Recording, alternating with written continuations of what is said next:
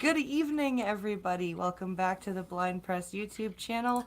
And it's Saturday, which means it is Star Trek Day. And we have a full house. Everybody's with us. We've got a Skep and a Dax and a Hammer and an Irate Prostate. How are you all doing today? I exist. You exist, yes. Hey, what's up?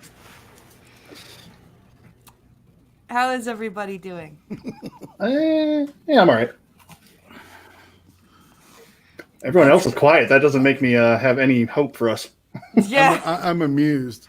you're amused. Yes. I'm just being respectful, waiting for Hammer to speak. Oh, really? You all must bow down to me. I shall go first up. I'm not doing pretty well. How about you, Blind? I'm good. We've got a quiet house today. My Yeah. mother has both children. Hammer, your mic is loud, really loud. Seriously, bud. Yeah, no. Okay. Just saying. I have not touched anything on my system as far as my microphone is concerned or anything along those lines in 6 months. The level just went down. Yeah, it did. It did. Oh, I'm not right. playing. Yeah, I'm not even touching my my hands are folded in front of me. So you How went odd. ahead and had the implant then. that rocks. That's excellent. Yeah. Only thing I could think of was I actually turned and talked into the microphone. That might be it. That might be it. You might just, because you really did sound very loud there for a minute. I have a tendency whenever I'm talking to someone in the show who's a girl, regardless of whose show it is, I do it on Minions too. But for some reason, whenever there's a girl and I'm talking, and the person I'm going to talk to, I always have a tendency to turn into the microphone. I don't know why. What if it's someone who just identifies as a girl? You know, I don't know if it really happens with. Or do you with just turn Eve towards something that identifies as a microphone? I think I do it with Eve too. So Yeah, exactly. I didn't think Interesting. about that. So it's your mental picture. And we are here today to talk about Irate Prostate's picks for Deep Space Nine, and they are The Wire, Sacrifice of Angels, and The Magnificent Ferengi. And I'm going to admit right now that I am a terrible host and only watched 2 out of 3 because I got lost. I lost track of time. You I heathen. watched all 3. I did too. Did I? Yeah. Yeah, but So- Yes, but Hammer of all people watched all 3 episodes. I gotta admit, I did fall asleep in the last one. About 2/3 of the way through. I was wondering if you were gonna. What, Sacrifice of Angels? No, The Magnificent Ferengi. Oh, Magnificent Ferengi? Oh. No, But that was the Iggy first Pop, one I though. watched. Yeah, Oh. that should be the first one you watch. I watched watched them in them the out of order that Irate Prostate posted them. So the Posted them. last Yeah, me too. one, Right. Yeah, Right, that's what I did too. yeah, That's the kinda last where one was I- the one I fell asleep on. right. Do we want to go season order for them? It doesn't matter too much. They don't really interact. They don't No, they interact don't. much. So No. it's not like last week. Yeah, my picks were a little in order. Yeah. Yeah. So the first one, The Wire, is a season 2 episode, and it's a Garrick episode. And of course, I'm not surprised Irate picked a Garrick episode, because Irate really likes Garrick, and I don't blame him. Because Garrick is Garrick is one of my favorite characters too. yeah, Garrick's a great character, and this is a great Garrick episode. Yes, it is. It basically centers around Garrick in medical crisis because he was basically during his time with the Obsidian Order was given an anti-torture implant, for lack of a better way to phrase or So the more that frame they this. torture him, if he turns the implant on, the more they torture him, the more pleasure he feels. Yeah, Right. So it's almost like an opioid or yeah. opiate. basically. Well, yeah. So what he did, we find out. And the episode basically centers around Bashir trying to save Garrick's life, because the The tech. implant is not working anymore. Well, he's become addicted to it. It wasn't meant to operate all the time, and so he basically wore it out. Yeah. Right. So this, and we find out that the reason he did that was he found living on Deep Space Nine to be torturous. So he basically, at first, he just gave himself, a couple minutes a day of the implant, and then after a while, he just turned it on and then left it on. Right. So basically, it really does parallel opioid it does. addiction. It very, really does, very yeah. similarly. Yeah. And I have to say, the actor that plays Garrick did a really good job of portraying the withdrawal and the imbalance, like in the emotional imbalance that, because basically he's screwing with his brain chemistry at this point, because it's basically the human equivalent of a serotonin button in your Right. brain, right? You just keep Right. pushing the Endorphin, feel good right, button. too. Yeah. And endorphin button. and dopamine. Yeah, all the endorphins, right? Yeah, dopamine, The ego's serotonin. landed. Yeah. Yeah. That's right. Yeah, the ego has landed. Yeah. Nice. So he, once the implant was shut down, his body was basically starved. It's something I noticed, and it's a visual thing. I don't know if you could hear it in his voice, but at some points early in his withdrawal, he was like almost more lizard-like. Yes. You know what I'm saying? Yes. So it was he really kind of sounded cool. reptilian. Like when he was describing the air is too cold and the lights are too bright. Yeah, And his voice was just oozing with almost reptilian, like, desperation. yeah. Yeah. Yeah.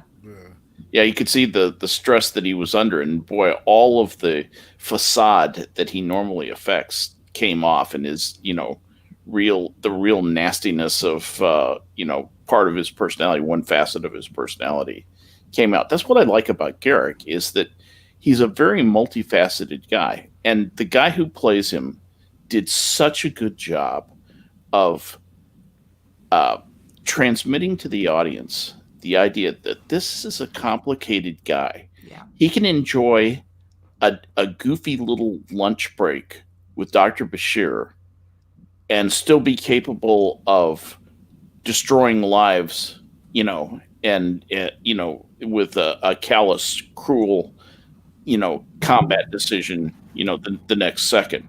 To me, he's a very complicated guy. I like how he feels guilty that he's enjoying his time with Bashir.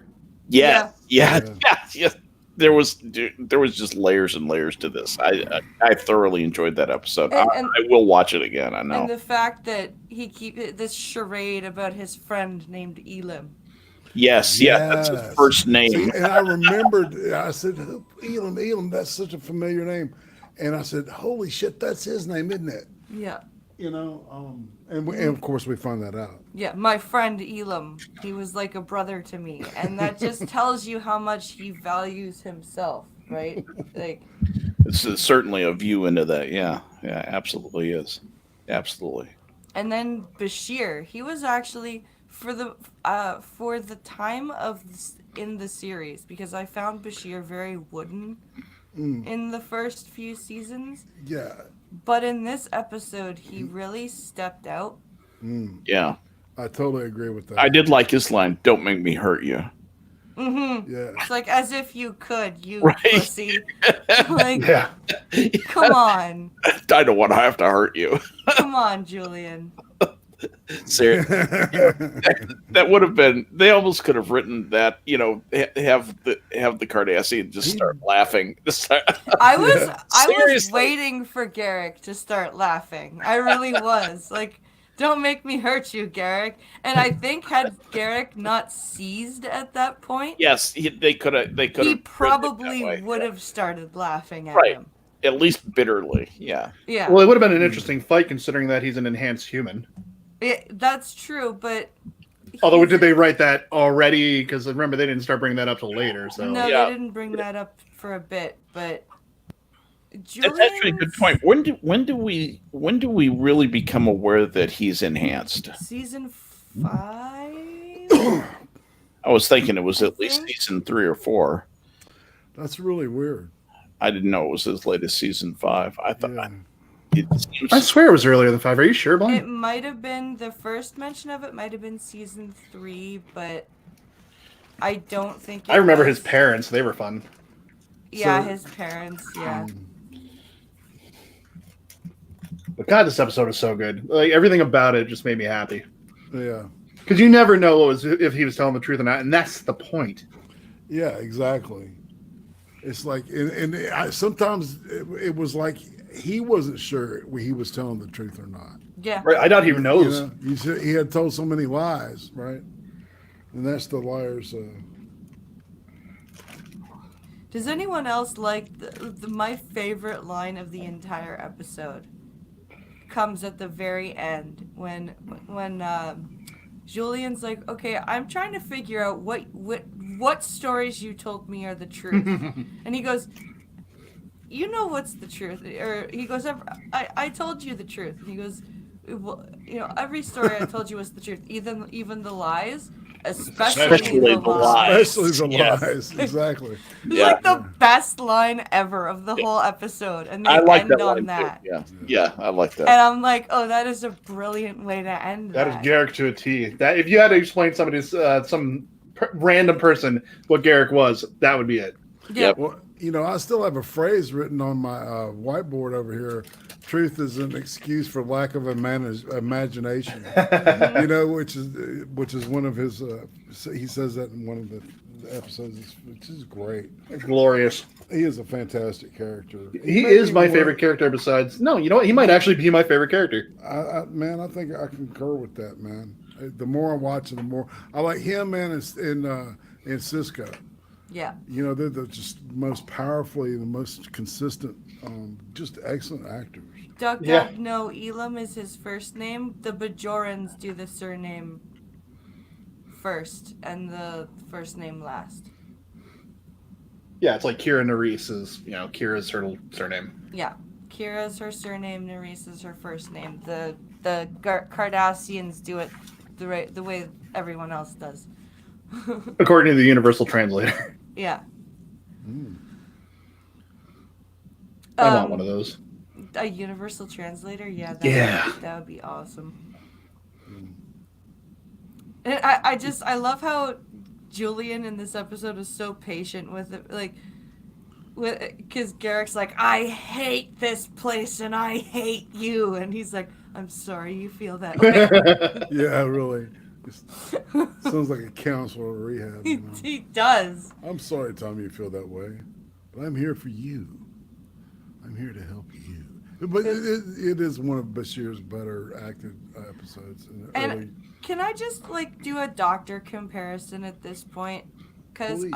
I have to think that no matter how good a doctor, we may think some of the other doctors are, I think their morality might have gotten in the way.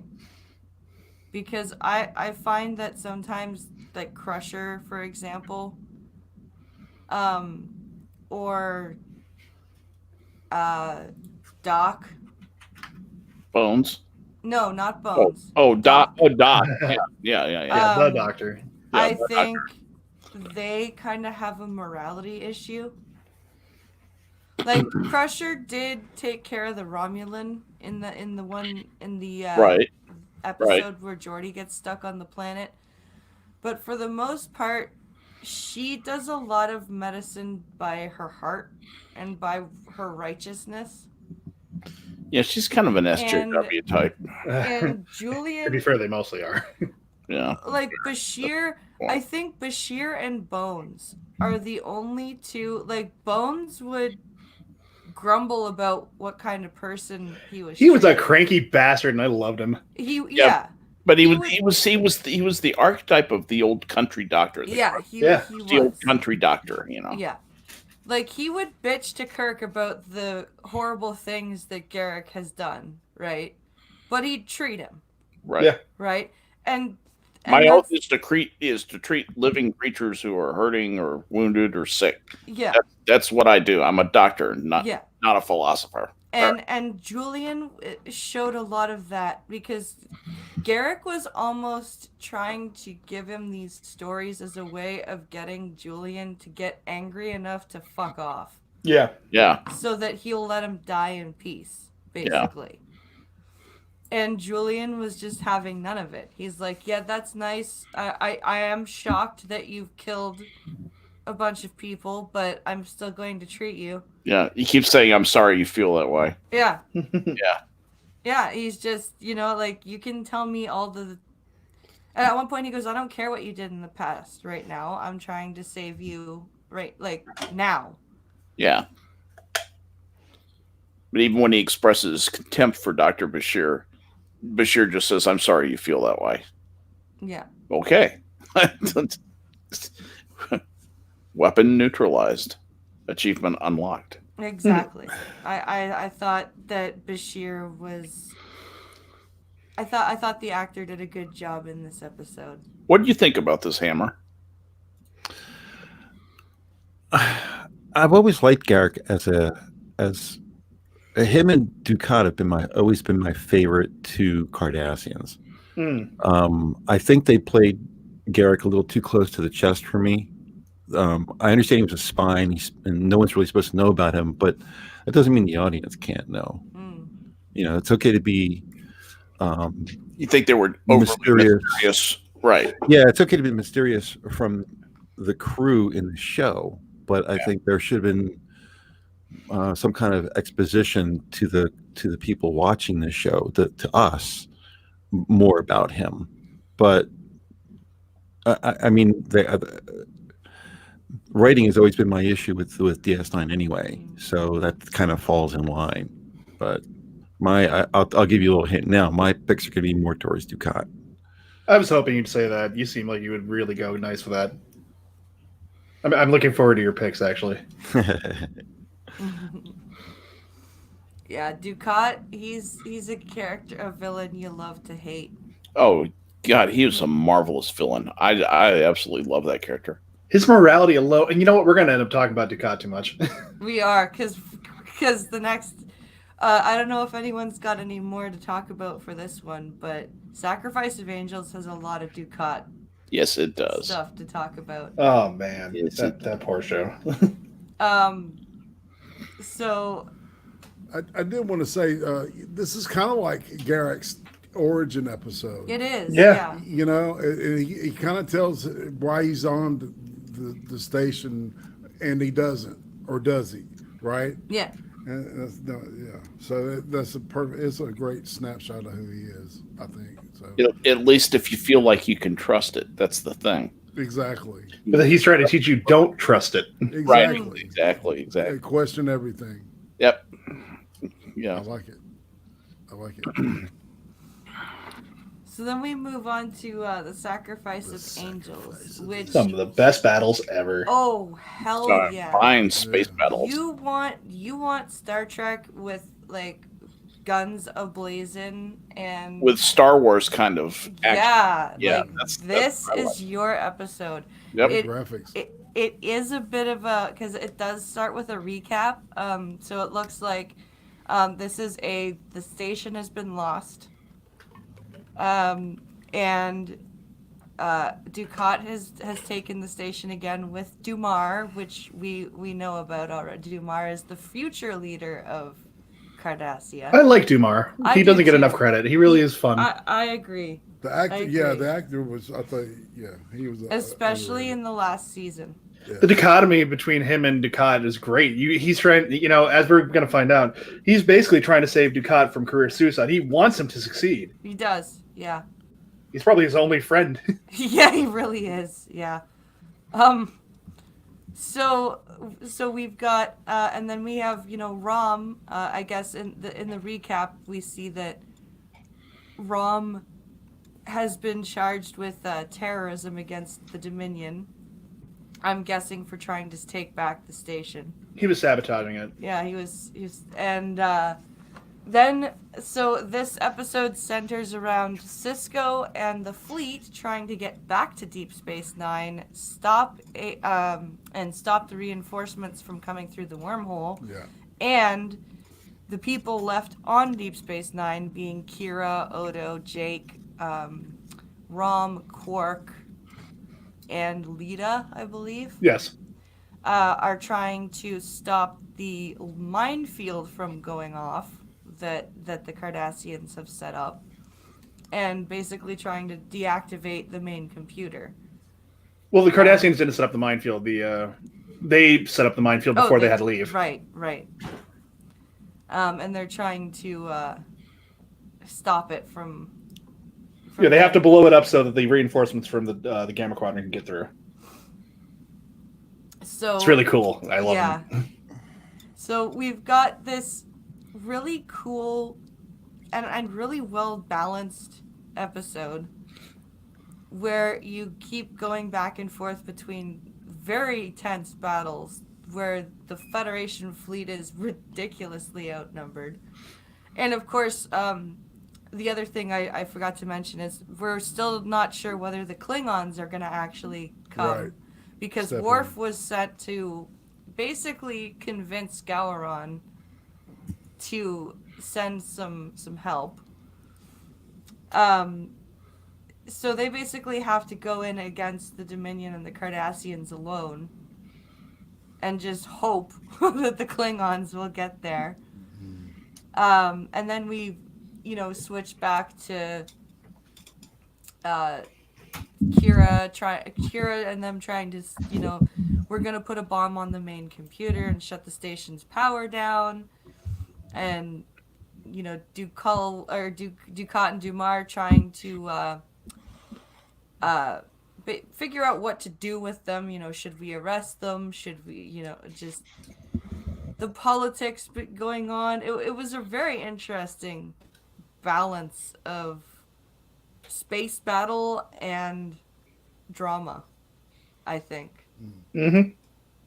And of course, we've got Ducat's daughter that he found out in I think a few episodes back that he has a Bajoran, half Yes. Bajoran, half Cardassian.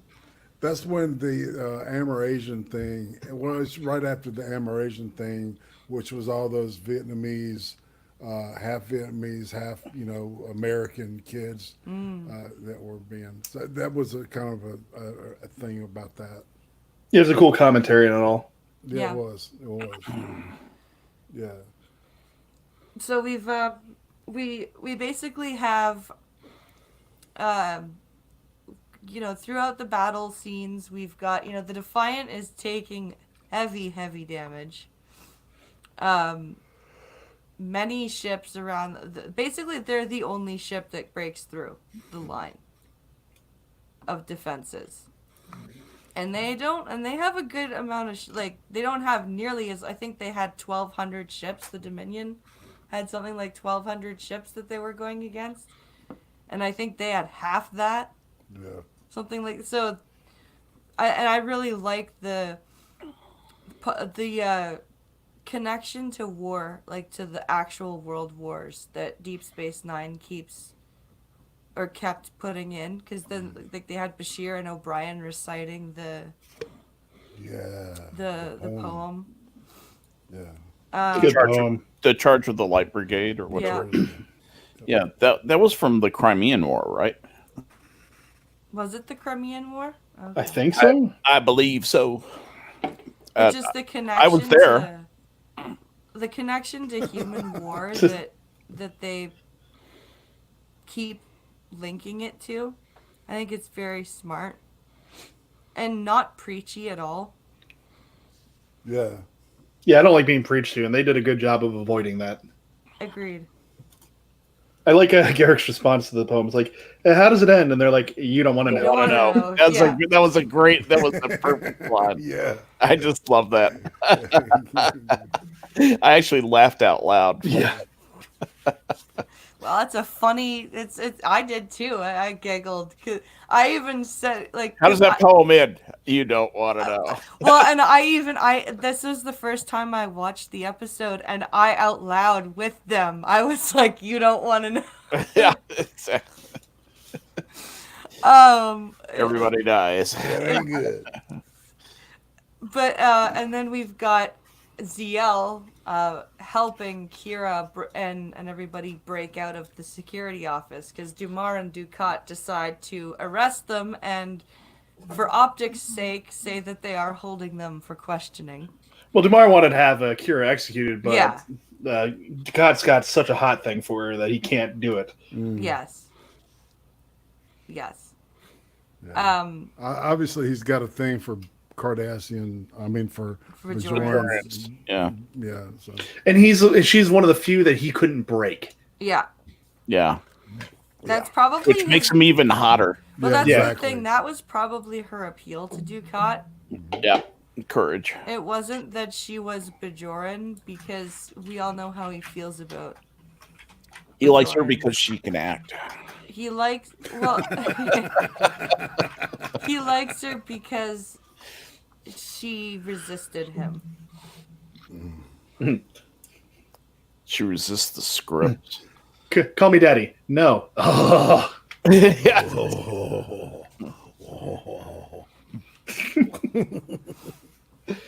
Man, I love it. I love that whole thing. And I actually really enjoy the actress who played DL. Yes.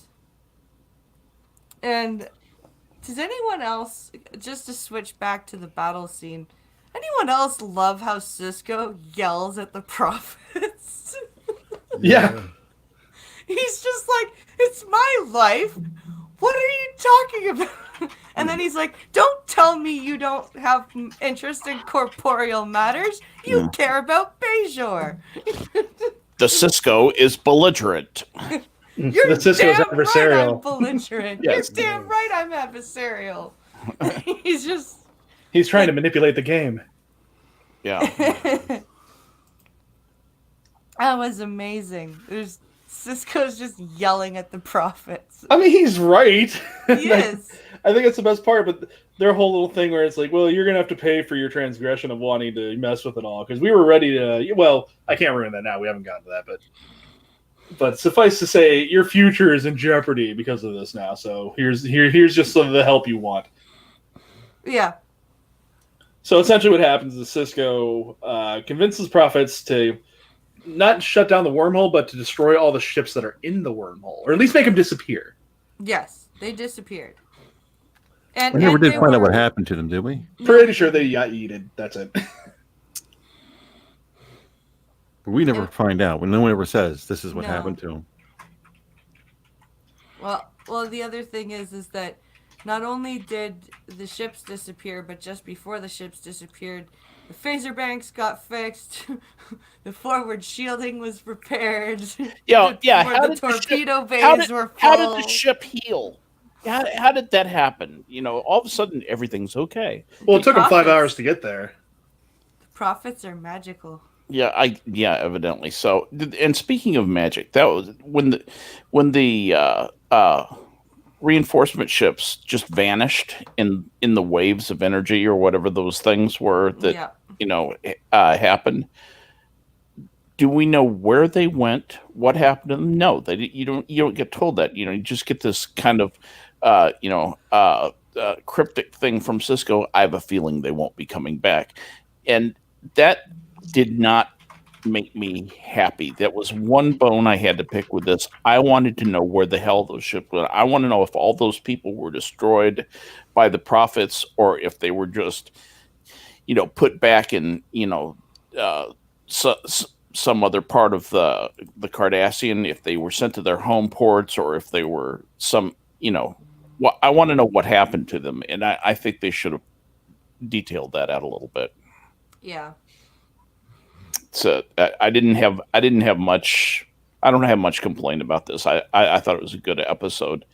But According to Mr. Dax, they actually in Star Trek Online, the ships are returned and they take over DS9. Oh wow. Huh. Well, there you go. You have your answer. And Polydub says it was mass profit murder. So it was all for the profit. Ah. This is an unusual episode for me because it was very polarizing. There are things that I found that were just, oh, this annoys me. This is horrible. And there were things that were like, that was cool. Yeah. What are the things that really annoyed you? I didn't like the Star Wars space battle. I'm sorry, Star Wars. It's fine. Star Wars has their thing. If you're going to ask me a question, give me a chance to answer. Star Wars is great about having a bazillion ships zooming around each other and that kind of fight. That belongs in the Star Wars world. I don't think it really fits Star Trek. Star Trek's not really about that. I mean, I guess there's a certain amount of fan service. A lot of people are probably asking for something like this. So they went ahead and did it. But if you compare this fight to the movie First Contact, the ships that went after the Borg Cubet entered Federation space, there was what, 18? Yeah. How many ships were in Wolf 359? 22? Right. You know, this is the only time where there's 487. I don't know how many there were for the Federation, but it was just, it didn't seem particularly real to me. Looking at the wide shots where it shows all of these ships, I'm thinking to myself, the Federation doesn't have that many ships. Come on, that's not real. It took me out of the show. And the plot holes, there's just too many plot holes here. What's the one ship that manages to get through? Oh, the Defiant, of course, because none of the Galaxy class or Sovereign class ships, they would never make it through, but the little tiny ship, that one made it through. And that just had to be that way, or else this show doesn't work. Yeah. And the writing was another thing. Sisko's on the Defiant, and it was partially how it was written, and it was partially how it was acted.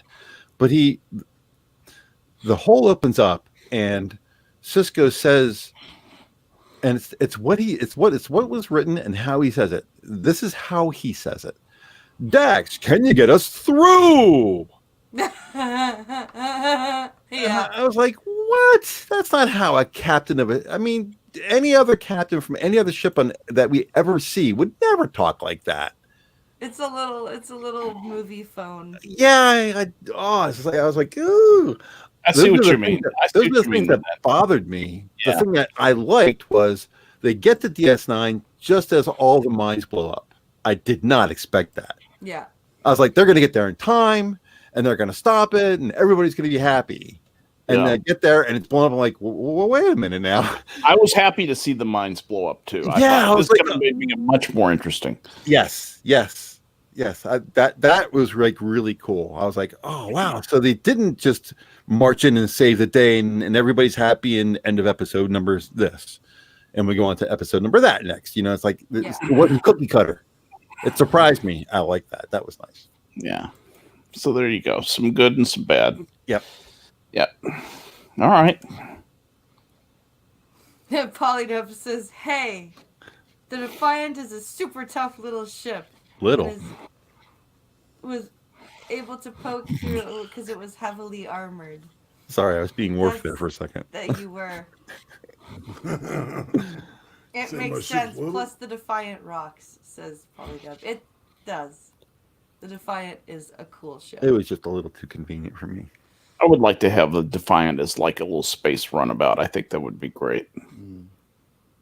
Perfect size. I think the Defiant and the Delta Flyer are my two favorite. Yeah, I like the Delta Flyer too. Yeah. Especially like future Delta Flyer.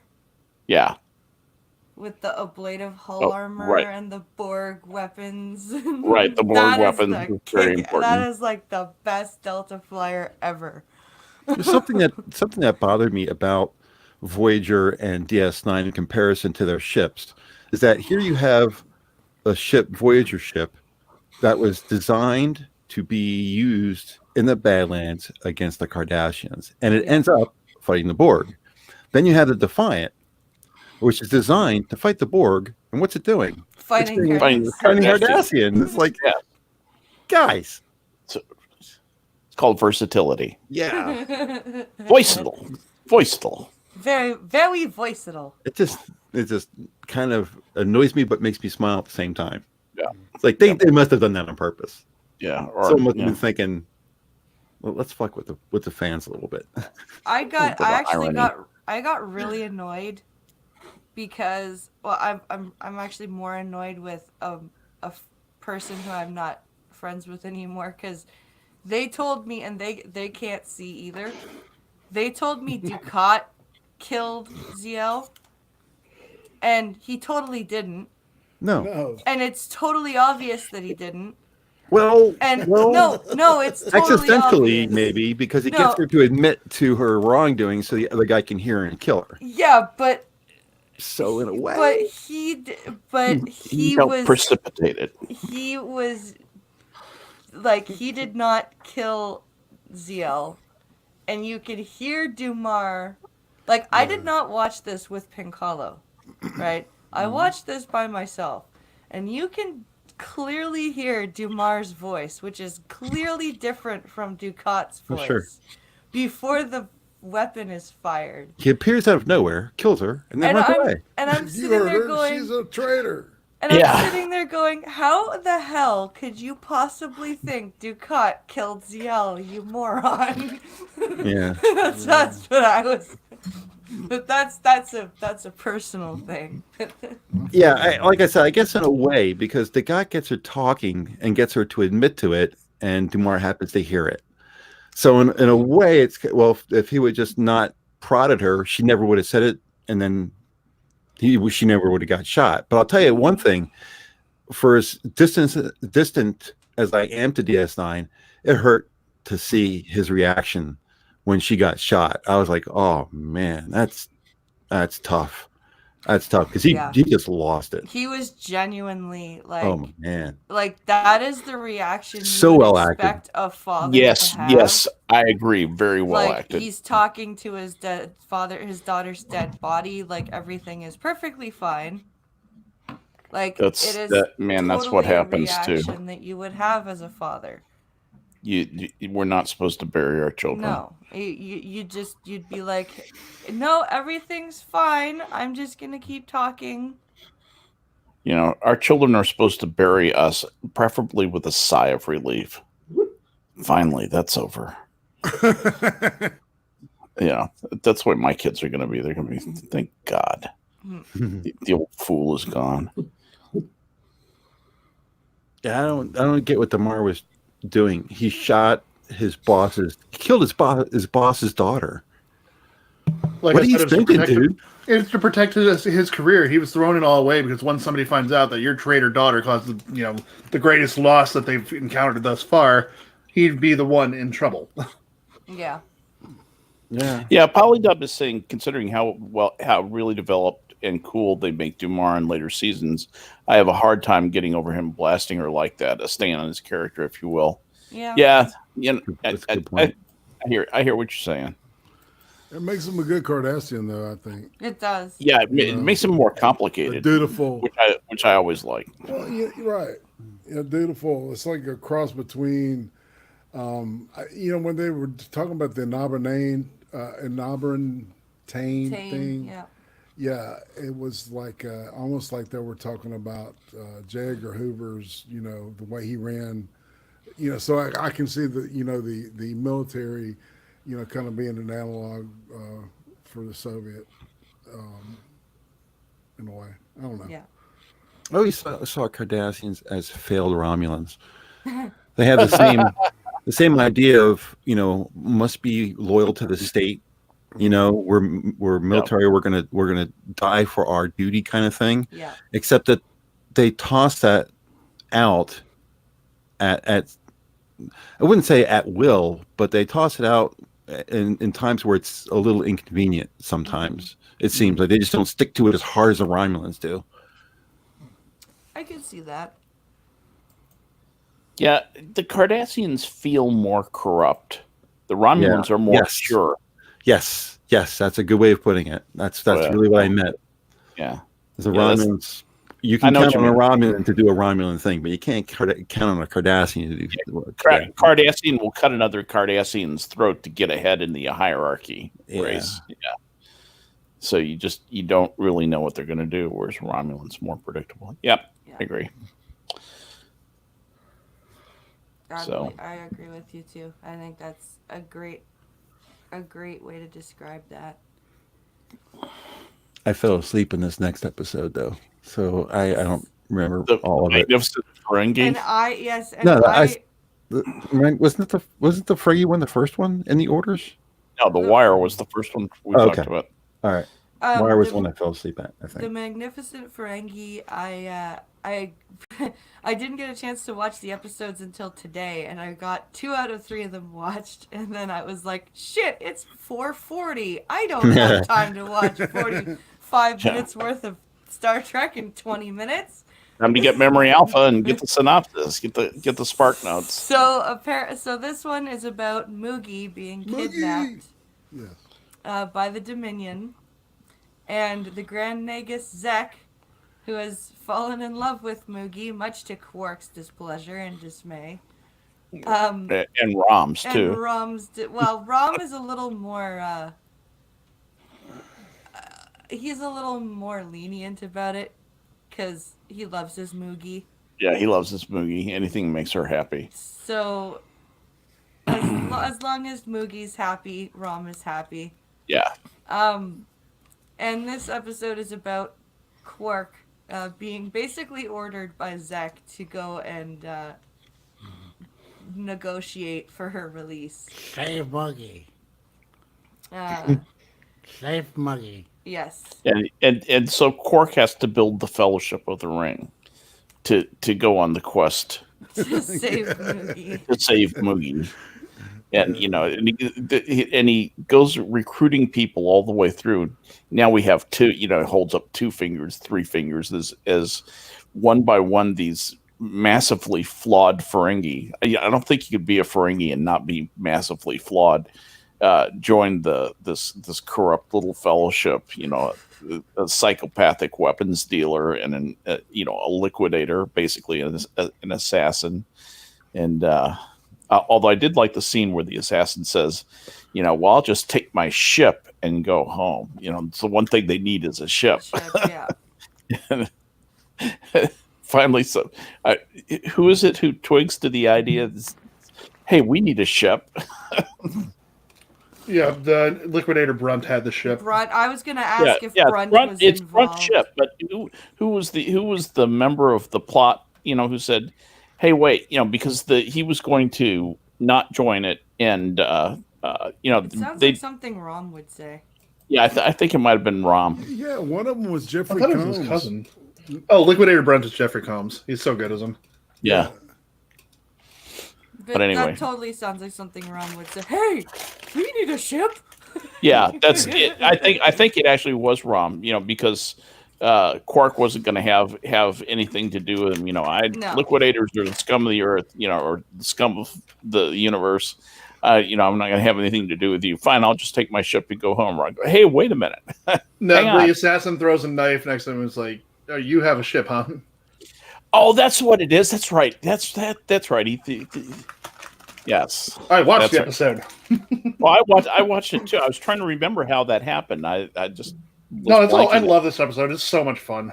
Yeah, it is. It's really one of the most comedic episodes of DS9 I've ever watched. It has a lot of humor moments in it, but not over the top. It's exactly what you expect out of all the characters involved.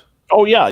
It absolutely is. But it just has humorous situations that bring out this kind of interesting sort of dry humor out that I liked a lot. I wanted the assassin to come back in more episodes. He was fun. Yeah, I like the assassin. I like the dynamic Zek? between Quark Is that his and name? Brunt. Zek? Zek is the Nagus. Yes. Zek is played by Walter Shawn. Who's the guy that they were just talking about? The guy who was the Inconceivable. assassin.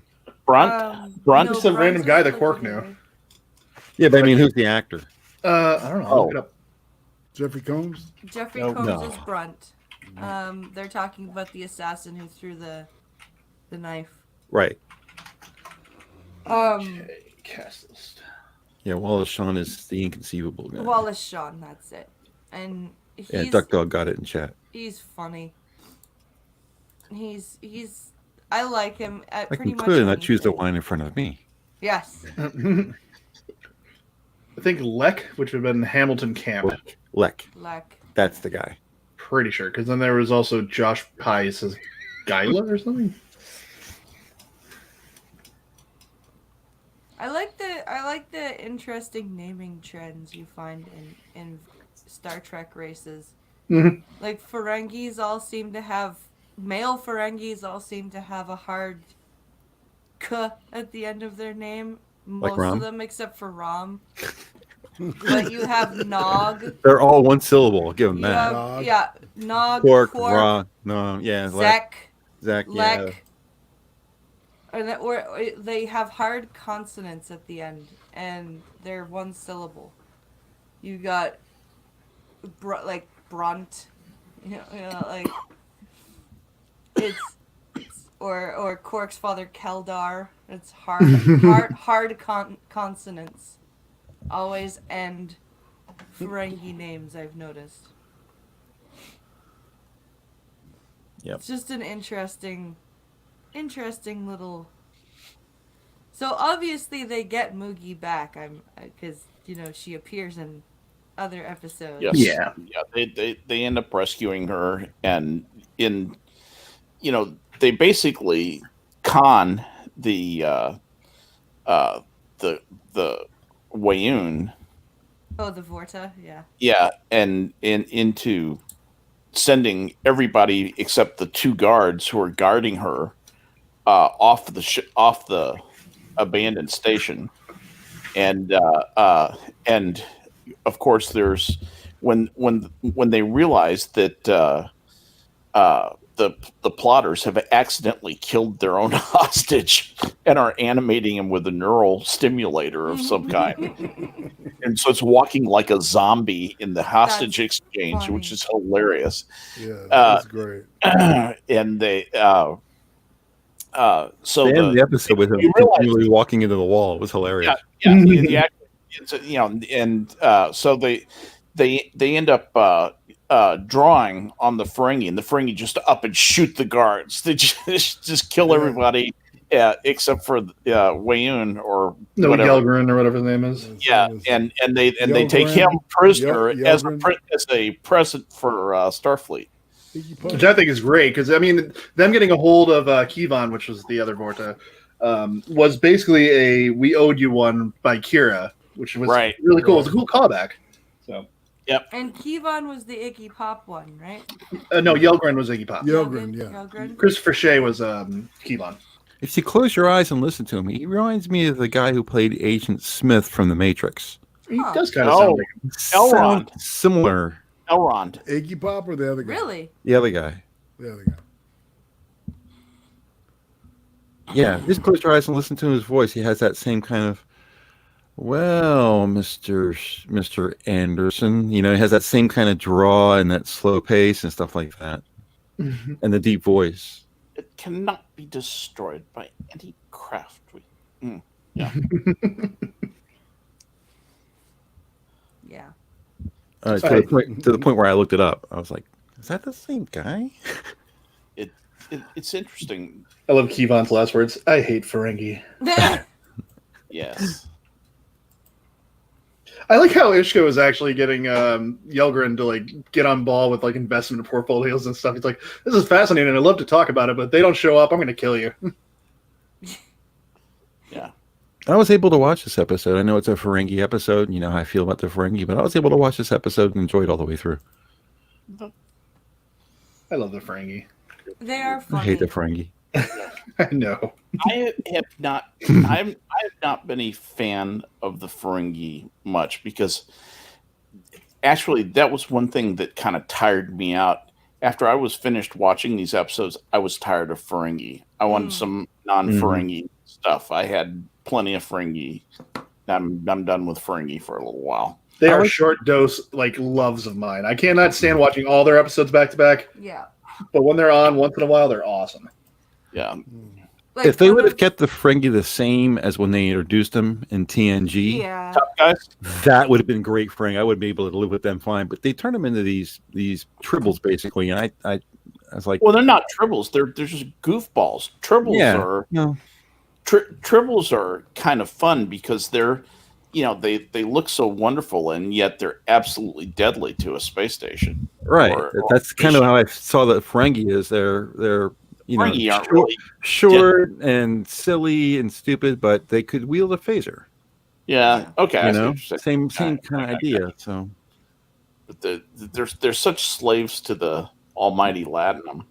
that was kind of what bothered me too. Was that there was an episode of DS9. I can't, Blind, you probably be able to pick this up, but there's an episode where Cisco is not in his uniform and Quark is with him, and they're in a dark room, like a cave or something like that. I think there's a girl in the room with him. There's some kind of platform, and Quark starts talking about how humans yeah. don't like the Ferengi because they remind humans of how they used to be, and he I ends know the phrase exactly with what episode you're talking about. "We're better than you." Yeah. At the end, and I thought to myself, yeah, well, we got rid of all those things, and we're also not greedy. So as of today, we're better than you, pal. This is what I ran around my mind, and that always annoyed me. I'm fucking better than you. I'm fucking better than you. Thanks, Anna. Yeah. Anna Kasparian. One of the Yeah, things. I'm fucking better than you. Nice. I knew that was coming. Yeah. One of the things that bugs me about the Ferengi is this idea of umox. The Ferengi ear tickle. That's just it's so umox? dumb. Yeah, umox. Yeah. Yeah, the Everybody sternest, gotta most, get their freak on, man. the sternest, most devoted Ferengi just turns into Jello if you rub his ears a little bit. Yeah, exactly. That Shame. if that was true, they would just be totally controlled by everyone because all you'd have to do is seize their ears and you have them. Well, that's the thing. When you figure the women would rule the world, Yeah, exactly. Yeah. Exactly. So anyway, yeah, that's ultimately the fatal flaw for me with Ferengi is they're just too silly. They just are too silly. Yeah. I can't take it seriously. So there you I go. think Quark is my favorite Ferengi though, Yeah. because he's got some depth to him. I think it's wrong for me because for as stupid as everyone portrays him as being, he's not that stupid. No, he's not. And when it comes No. right down to it, push comes to shove, he's noble. Yeah, he is. Yeah, he's a better person or being than Quark. Quark is. Much. he's a Yeah, terrible Ferengi, but he's an awesome dude. Yeah, he's Yeah. a loyal Exactly. guy. He's loyal and he's intelligent enough actually to my way of thinking. And he landed Chase Masterson. Oh, Holy Yeah, crap. dude, she is fucking prime. I had to say something about that though. Yeah. I've seen she's been in shows where she hasn't worn as much clothing. she looks better with clothing on. She does. She looks a lot better with clothing on. Whatever they do to with Her girls pat- look super happy with what she's wearing in DS9. Yes, whatever they do with padding or clothing, whatever they do to make her look a lot more voluptuous than she really is. Yeah, She has a Mr. very Dax. unattractive neck. Ah, She does, and also the shape of her face is not pleasing. It looks it- like a bulldog. Is it an ET Ugh. neck? Is that the problem? Yeah, it's kind of an ET neck. Yeah, absolutely. And that, Some guys, that's like a huge turn on to have a long neck. I think like she's that. Taking it. It's giraffism. See, Hey, there's a right. difference between having because you don't want somebody with no neck, No, right? but But you don't want somebody with a giraffe. you don't neck want either. an Antifa guy neck. That's just Dude. weird. That was freakish, man. That dude's Yeah. neck was freakishly long. Yeah, that's like extra vertebrae long. Creepy. Yeah, exactly. So, is there any final words about the magnificent Ferengi? Uh, I'm glad they got Moogie back. Yeah. I'm a little surprised that they actually included Nog into the whole thing. Because you figure he'd up and run and go tell somebody, but he stays quiet for the Latinum, which betrays a lot of what he's vowed to protect in the. Well, that's the Federation. thing about Nog is that Nog battles with being a Ferengi and being an officer. And I like That's true. that. I like that they show that battle. Yeah. Yeah, he was very not childish in this. Yeah. When he was in utero, did they call him eggnog? How long are you Nice waiting to use that one? Dude. I love it. All that one out. Mm. So that means that Hammer is next. Indeed. Oh, And the hammer is last. And Hammer is last for Deep Then we Space can Nine. then we do can move on to Voyager. anything else. Voyager. Vija, Vija. So, I don't know what you guys. I know that next Saturday is not like an actual official Christmas day, but I don't know if you guys have any family obligations It's Saturday. next Saturday. I do not. You do not? I shouldn't know. Next Saturday is the 28th. Yeah. Right. Will be the let's see, the 4th anniversary of my mother's death. Oh. Well then. You know, But so as long as we are all, if we don't have any obligations, then we can carry on next Saturday for Hammer's picks, and if you want to let us know in group DM I will. what they are. Groovy. you have to watch them, Hammer. Hey, Hammer That's was a only- good boy, and he watched all 3 of these I ones. know. I'm just That's teasing. I'm just Very teasing proud. him. That's the only way I'm going to be able to pick him is I'm going to have to watch it. There you go. Yeah, you'll have to watch 3. And there you go. And of course, tomorrow we have the Blind and the Special at 10 p.m. Eastern. I hope you guys can come and watch and laugh at Pink Hollow and I as we, talk about some fun things in the news, and perhaps watch a video or two. We may have a couple of those, so we'll have to see. Can I unshill something? Sure. There will not be a Lord of the Rings stream tomorrow because of everybody doing family things. So I see. no stream tomorrow. Just wanted to get that out there. But we will be doing Wednesdays with Skep, right? Yes, we will. All right. Wait, no. Wednesday is Christmas, right? Oh, Wednesday. Oh, that's right. Wednesday is Christmas. So I there didn't will even be think no about that. coffee stream this Wednesday. Maybe we'll do Thursday with Skep. Maybe we'll do Thursday with Skep. Yeah, We'll see. We'll see. We'll figure that out. Yeah. A little post-Christmas unwinding. Can I Yes, show something for tomorrow? of course. Yeah, all right. Ice cream at 5 Eastern. Genti Maxi. Oh, nice. Yeah. I'm sorry. Say that. Say the time, date, and time again. It's tomorrow, Sunday. I have to look at the fucking 20 calendar. 21st. Excuse Yeah, me. that's it. 23rd.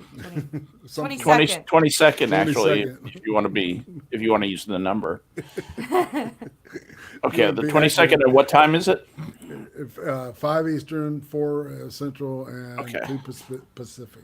Hey, I'll be able to check that out. Well, sweetness. Cool. Yeah, I'll be over there. Very good. Big fun Yeah, rolling in that chat. Jed T. Maxey, excellent, good stuff. Well, my friends, I would like to thank everybody for watching, and of course, I'd like to thank everybody on the panel for joining me. Those were awesome picks, Irate. It was great fun watching them and talking about them. And we hope that you will come again and watch us next week With Hammer's picks, with Hammer's Picks. And which he will watch. And I hope everybody has a great rest of their Saturday evening. Stay safe whatever you're doing, and it being the holiday season, don't be dumb and drink and drive. Just don't do that. Just stay at home and drink. That's right. Yeah, just stay home and drink. Drive your house. Drive your Yeah, house. it's amateur hour out there. Oh, no kidding. And on that note, guys, we will catch you later. Thanks for watching. Bye, everybody. Everybody.